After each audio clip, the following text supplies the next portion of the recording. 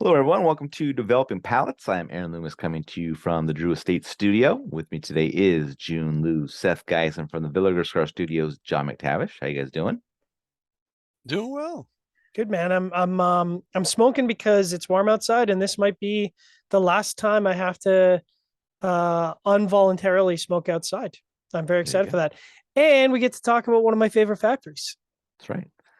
So today we're talking about the Joya de Nicaragua Antaño CT Lonsdale. Cigar is 6 5/8 by 44. Comes out of the Joya de Nicaragua factory in Nicaragua. Wrappers Ecuadorian, Connecticut. Binder and filter both from Nicaragua.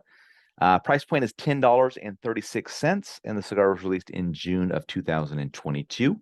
So with all that out of the way, June, what was your overall experience like with this cigar? Yeah, I thought it was good. I think that it's not too far off from the other Antonio CTs that we've had. Very nice, like that sweeter kind of breadier side of Connecticut shade. So like got a lot of this like nice sweet grassiness, butter bread, cedar. I also got this like hint of like a floral tone to it. I thought it was well blended. It worked really well.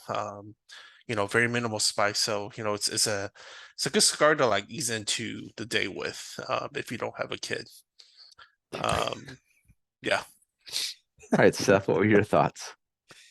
Yeah, I Uh, mean, lots of hay, cedar, tobacco earth, honey sweetness, cream and sweet spice in the first third. I thought the first third was the strongest part. Um, then just became a little too, I guess, concentrated.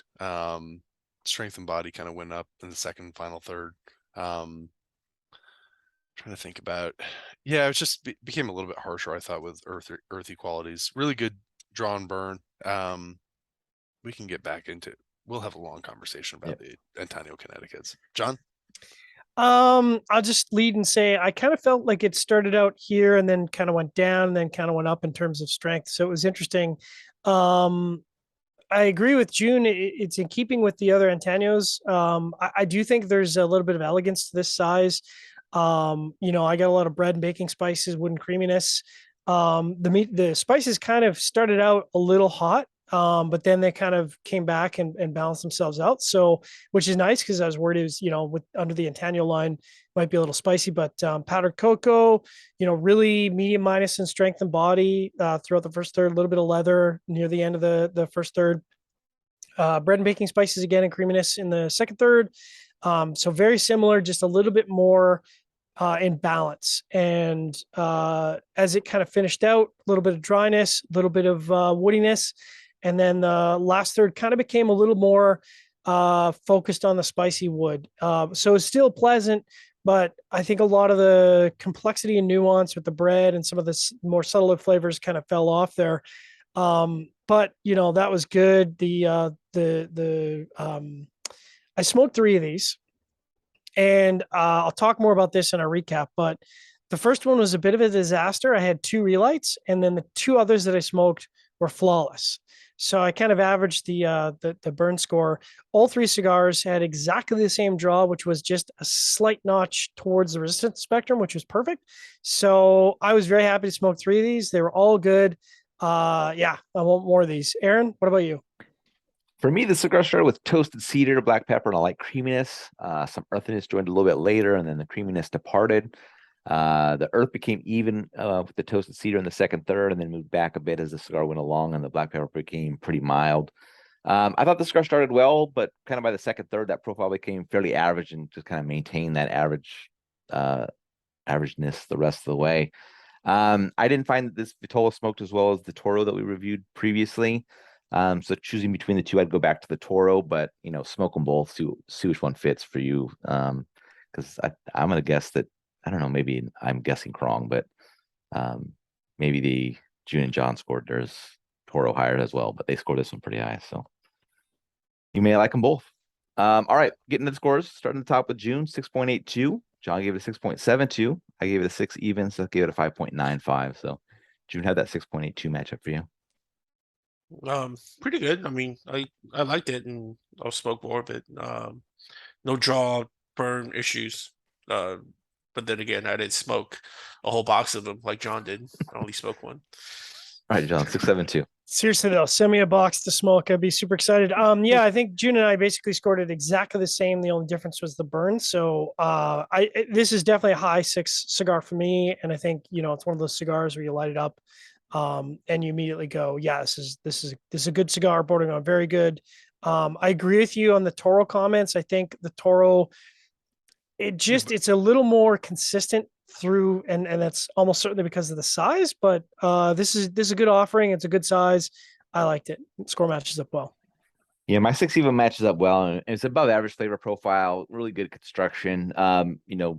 Just means, I'd smoke this on occasion. I like the Lonsdale Vitola a lot. I like this blend. It just doesn't form as well here as it does the Toro. I think this maybe with some creamy coffee in the morning wouldn't be a bad pairing. Price isn't crazy. It's $10.36, so it's not a big deal. But yeah, I just didn't do it for me like Toro did. But not saying it's a bad cigar. All right, Seth, 5.95.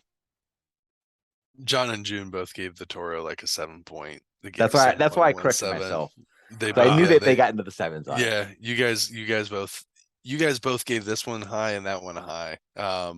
I've never been crazy on the Antaño Connecticut blend. I've tried it with other sizes.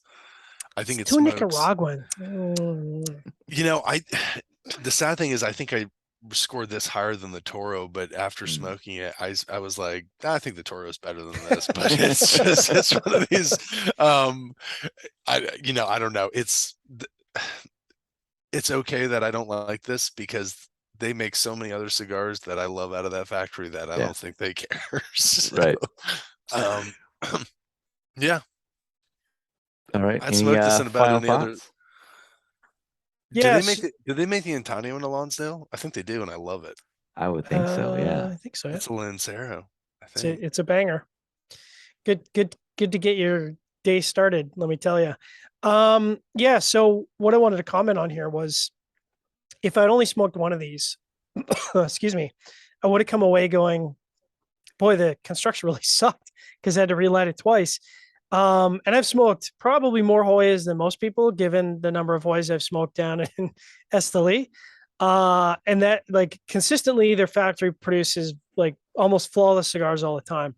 So it is interesting to me that I got 1 out of 3 that had issues. I don't think anyone else had issues, but it just goes to show that like one cigar can't tell you about the construction.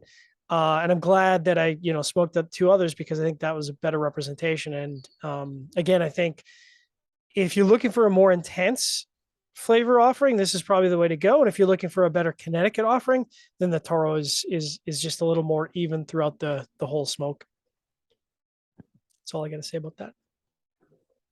All right. Wherever you're catching this video, be sure to like and subscribe. You can read the full written review on the website, developmentpalace.com. Follow us on the social media channels, and you can catch all of our review recaps on podcasts. So iTunes, Google Play, and Podbean. Thank you for tuning in. We'll catch you on the next one. And Daniel.